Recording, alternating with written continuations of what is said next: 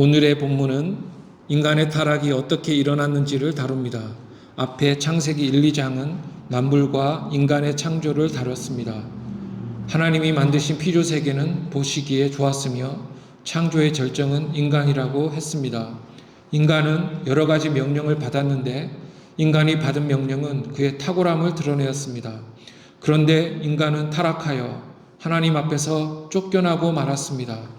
그 타락이 어떻게 일어났는지 오늘 본문을 통해서 살펴봅니다. 매우 중요한 이야기입니다. 3장 1절 앞부분만 제가 읽어보면 그런데 뱀은 여호와 하나님이 지으신 들짐승 중에 가장 강교하니라. 아멘. 그런데 본문은 그런데 뱀은 으로 시작됩니다. 이야기는 그런데와 함께 갑작스럽게 바뀝니다. 놀라운 우주의 창조 기사가 끝나고 이야기가 급전합니다. 징그러운 뱀이 갑자기 등장합니다. 모든 것이 보시기에 심히 좋았는데 징그러운 뱀이 등장하는 것입니다. 타락 전의 뱀이 흉측하지 않았다 하더라도 읽는 우리는 그렇게 느낍니다. 그런데 그 뱀은 강교했다고 말씀합니다. 동물은 모양과 지능이 다양하게 창조되었습니다. 어떤 동물은 똑똑하고 어떤 동물은 그렇지 않았습니다. 아담이 동물에게 이름을 지었으므로 뱀이라는 이름도 아담이 지었을 것입니다. 그런데 뱀이 강교했다고 합니다. 한글로 강교라는 단어는 부정적인 의미를 가지고 있는데 여기서는 부정적이지 않습니다. 나쁜 뜻이 아니고 오히려 좋은 것입니다. 지혜롭다는 뜻입니다. 뱀은 똑똑했다는 말입니다. 신약에서 예수님은 뱀처럼 지혜로우라고까지 말씀하셨습니다. 뱀의 장점인 지혜를 닮으라고 하시는 것입니다. 뱀은 좋은 의미로 똑똑했습니다. 그런데 똑똑한 뱀에게 사탄이 들어갔습니다. 요한복음을 보면 사탄이 거짓의 아비요 살인자요 하는 표현이 나옵니다. 아비라는 말은 기원을 의미합니다. 거짓과 살인이 사탄을 통해 왔다는 말입니다. 마태, 마가, 누가복음을 공간복음이라고 우리는 부르는데 공간복음을 보면 예수님이 수세 후에 광야에서 사탄에게 40일간 시험을 받으십니다. 이 시험하는 자를 마가는 사탄으로 부르고 마태, 누가는 마귀로 부르고 또 마태는 시험하는 자 또는 유혹자로도 부릅니다. 아담이 통과하지 못한 시험을 예수님은 통과하신 것입니다.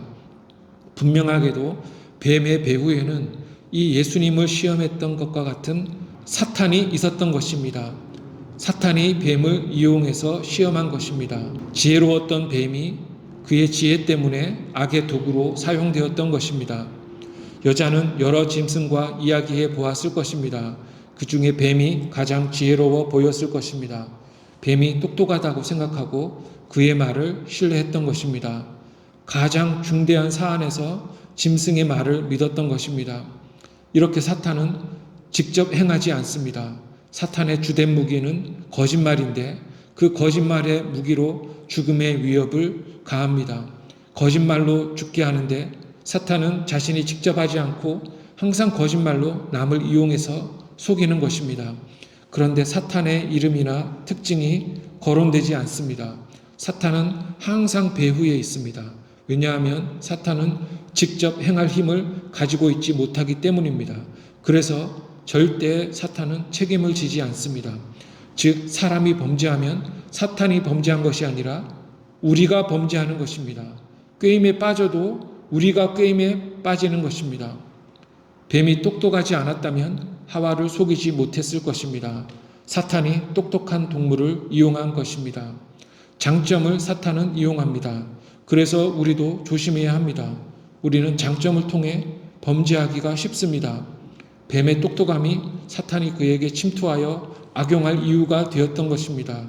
즉 강교함은 사기에 속임에 활용되었습니다. 사탄은 뱀의 강교함, 뱀의 똑똑함을 이용해서 속이고 뱀은 여자를 속이고 여자는 남자를 속였습니다. 사탄이 여자에게 말합니다. 사탄은 인간을 타락시키려고 미혹했습니다. 유혹자는 왜 유혹했을까요? 그는 하나님을 대적했기 때문입니다. 그는 하나님의 영광 받으심을 싫어합니다. 아내도 되었는데 의도적으로 고의적으로 범죄를 짓도록 유혹했던 것입니다. 그래서 사탄은 유혹자입니다. 여기서 뱀이 하나님이 참으로 먹지 말라 하시더냐고 묻습니다. 참으로라는 말은 정말로의 뜻인데 영어로는 actually 또는 really의 뜻입니다. 참으로는 부사입니다. 이 참으로는 문장 전체를 꾸밉니다. 즉 먹지 말라는 명령이 진짜냐고 묻는 것입니다. 참으로라고 시작하며 물음으로써 하나님의 명령에 대한 반감을 가지게 하는 것입니다. 또한 뱀의 질문은 하나님에 대해 부정적인 감정을 속에 일으킵니다. 뱀은 하나님이 동산 모든 나무의 열매를 먹지 말라 하시더냐고 물었습니다. 하나님은 아담에게 모든 과일은 임으로 먹되 선악과 열매만 먹지 말라고 하셨는데 뱀은 거꾸로 모든 과일을 먹는 것을 하나님이 금지하셨는지를 묻고 있습니다. 뱀이 원래의 명령을 거꾸로 말한 것입니다. 무한한 자유가 있는데 자유가 전혀 없는 것처럼 묻는 것입니다. 아무것도 먹을 수 없는 끔찍한 상황을 묻는 의도가 있습니다. 먹지 못하는 상황을 상상하게 해서 하나님의 명령을 의심하게 하려는 것입니다. 뱀은 전부 두 말밖에 안 했는데 이게 첫째 말입니다. 이것은 하나님의 말을 완전히 거꾸로 만들어 물었던 것입니다. 뱀의 말은 하나님의 말을 의심하게 하고 또 대적감을 갖도록 만드는 기능을 했습니다. 사탄이 모든 나무의 열매를 먹지 말라고 하시더냐고 묻자 2절에서 여자는 동산나무의 열매를 먹을 수 있다고 말합니다. 그리고 3절에서 여자는 다 같이 3절을 읽겠습니다. 동산 중앙에 있는 나무의 열매는 하나님의 말씀에 너희는 먹지도 말고 만지지도 말라 너희가 죽을까 하노라 하셨느니라. 아멘. 얼핏 보면 여자는 뱀의 말이 잘못되었다고 답하기는 합니다. 즉 여자는 모든 것을 다 먹지 못하는 게 아니고 동산 중앙의 나무의 과일만 못 먹는다고 답을 했습니다. 그러나 여자의 답은 부정확하고 불필요한 것을 더하였습니다. 세 가지가 잘못되었습니다. 첫째는 여자는 하나님이 그 열매를 먹지도 말고 만지지도 말라고 하셨다고 말합니다. 하나님은 만지지도 말라는 말을 하지 않으셨습니다. 먹지 말라로 끝나면 되는데 만지지 말라는 말을 하와는 덧붙였던 것입니다. 이 말을 하면서 하와는 불필요하게 하나님을 부당한 분으로 묘사하고 있는 것입니다. 둘째는 먹으면 반드시 죽으리라고 하나님이 경고하셨는데 여자는 죽을지 모른다, 죽을까 하노라로 바꾸었던 것입니다. 여자는 죽을 수도 있고 안 죽을 수도 있다는 의미를 풍기는 표현으로 하나님의 명령을 바꾸어 버렸습니다. 그리고 셋째, 선악과가 금지되었는데 하와는 선악과라고 말하지 않고 동산 중앙의 나무라고 말을 합니다. 동산 중앙에 있는 나무는 생명나무와 선악과 둘입니다. 여자는 금지된 것을 모호하게 만들어 버렸습니다. 그냥 보면 여자의 답에 틀린 것이 없다고 말할 수 있겠지만 자세히 보면 틀립니다. 여자의 말이 맞다면 선악과에 대한 금지가 생명나무에도 적용되어 버리는 것입니다. 이것들을 요약하자면 여자는 하나님 말씀에 무엇을 더했고 또 하나님 말씀에 조금 빼고 애매모호하게 만들어 버렸습니다. 하나님의 말씀에 더하거나 빼거나 바꾸거나 모호하게 만들면 안 됩니다. 타락은 이렇게 별거 아닌 것 같은 것에서 시작이 되었습니다. 만약 여자가 똑바로 알고 있었다면 뱀이 더 이상 말을 하지 않았을 것입니다. 그런데 여자가 부정확하게 답하니까 뱀은 즉시 기회를 잡았다는 듯 4절에서 강하게 나옵니다. 여자의 말을 듣고 보니 뱀은 이 여자는 내 먹잇감이다 하고 여기고 말을 이었던 것입니다. 3장 4절 5절을 함께 읽겠습니다. 시작. 뱀이 여자에게 이르되 너희가 결코 죽지 아니하리라. 너희가 그것을 먹는 날에는 너희는 눈이 밝아져 하나님과 같이 되어 선악을 알 줄 하나님이 아심이니라. 이 뱀의 말은 여자로 범죄하도록 초래했는데 뱀의 요점은 세 가지였습니다. 뱀의 요점은 첫째는 선악과를 먹어도 결코 죽지 아니할 것이라고 말합니다. 결코라는 부사가 강조됩니다. 하나님은 사람이 선악과를 먹으면 반드시 죽는다고 하셨고, 여자는 죽을 수도 있다고 하였고, 뱀은 결코 죽지 않는다고 말하는 것입니다. 이렇게 하나님과 여자와 뱀 사이에 의견 차이가 큰 것입니다. 둘째는 선악과를 먹으면 눈이 밝아지고, 그래서 하나님처럼 선악을 알게 된다고 뱀은 말합니다. 눈이 밝아지면 하나님처럼 되고, 하나님처럼 되면 선악을 알게 된다는 것입니다. 그래서 셋째, 하나님이 선악과 먹음을 금지하신 이유는 인간이 선악과를 먹으면 하나님처럼 될까봐, 자기처럼 될까봐 하나님이 그것을 먹는 것을 금지하셨다는 것입니다. 선악과가 사람을 하나님처럼 만든다는 것입니다. 선악을 아는 것은 하나님에게만 속한 것입니다. 하나님만이 무엇이 좋은지를 아십니다. 이 문장의 의미는 선악을 아는 것은 하나님이 되는 것입니다.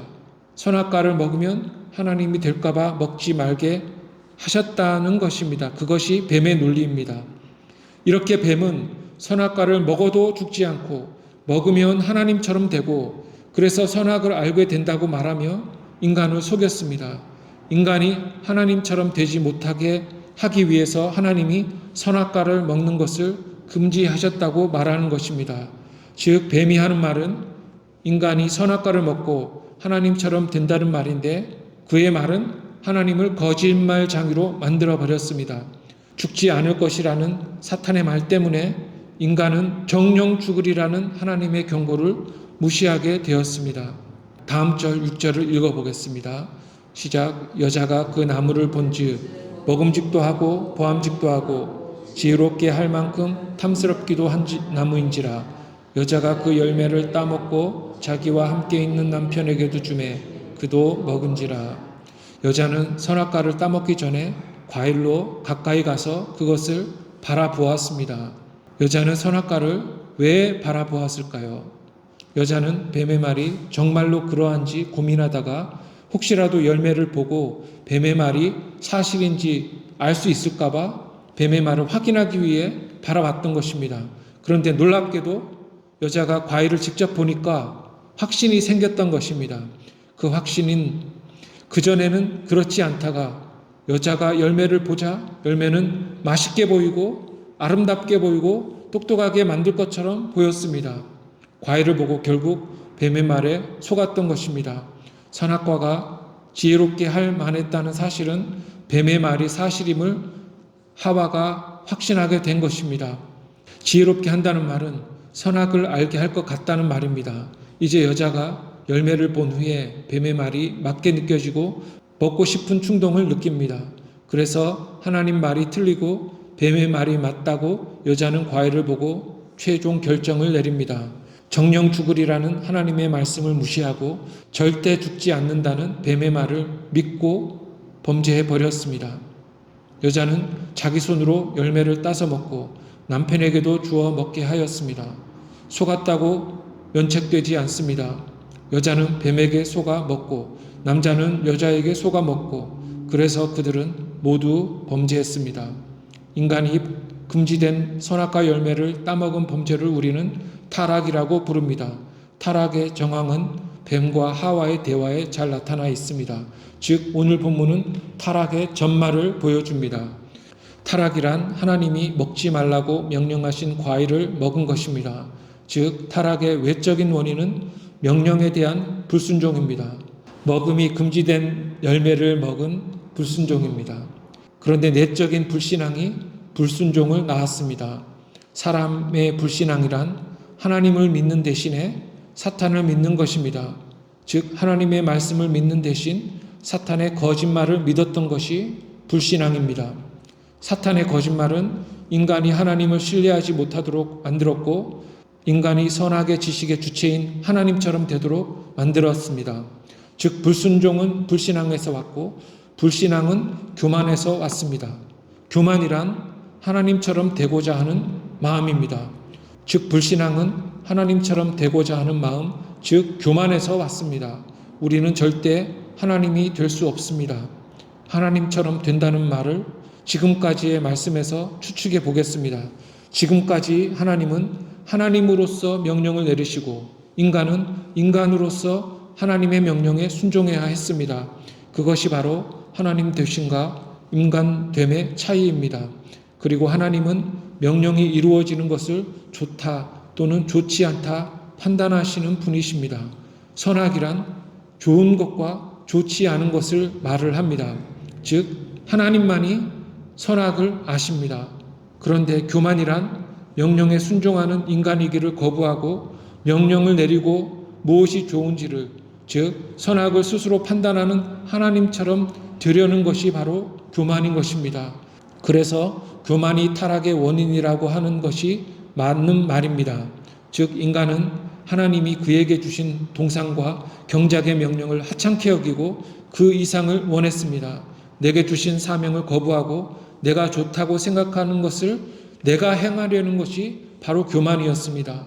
우리에게 주신 명령을 성실하고 부지런하게 행하기를 거부하고 내가 원하는 것, 내가 옳다고 판단하는 것을 행하려는 것이 교만입니다. 이것이 바로 타락의 전말입니다. 인간은 타락으로 동산을 떠나므로 동산과 관련된 모든 명령을 무시하고 말았고 인간은 스스로 살아가야만 하는 존재가 되어버렸습니다. 타락이라는 말은 인간이 높아지려고 하다가 오히려 낮아져 추락했다는 말이 타락입니다.